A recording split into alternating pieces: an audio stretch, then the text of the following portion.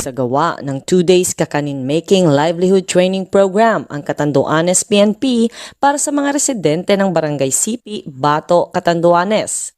Ang nasabing aktibidad ay pinamunuan ni Police Major Joseph Abel D. Arabejo, Acting Force Commander ng 1st Provincial Mobile Force Company kasama ang Bato Municipal Police Station at katuwangang Technical Education and Skills Development Agency o TESDA sa pamumuno ni Mr. Elpidio Toboro, TESDA Administrator 3 nito lamang 13 hanggang 14 ng Pebrero taong kasalukuyan.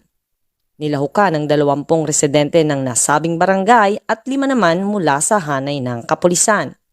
Kasabay ng opening nito ay ang pagbigay ng maikling mensahe at lecture patungkol sa Enhanced Local Communist Armed Conflict o ELCAC of Executive Order No. 70, tips pag-iwas sa droga at maging biktima ng kriminalidad.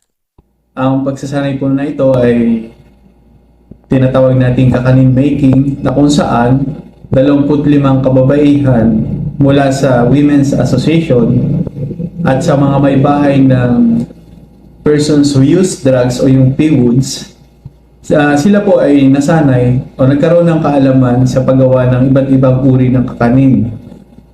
Naging layunin po nito na sila ay magkaroon ng kaalaman para nang sa gayon ay magkaroon sila ng pagkakataon na magkaroon ng sarili-sarili nilang hanap buhay.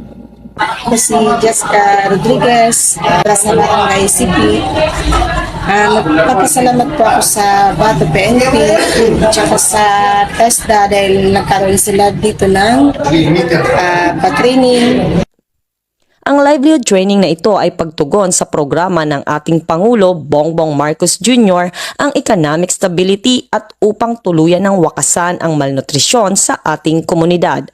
Sa tulong ng buong hanay ng Philippine National Police at iba't ibang ahensya ay patuloy na ilalapit ang serbisyo at mga programa ng gobyerno sa komunidad upang ipadama sa ating mga kababayan ang serbisyo publiko na may malasakit tungo sa mapayapa at masaganang bagong Pilipinas. Mula dito sa Bira, Catanduanes, ako ang inyong Police News Network Correspondent, Patrolwoman Sharon Hob, alagad ng batas, tagataguyod ng Balitang Pulis.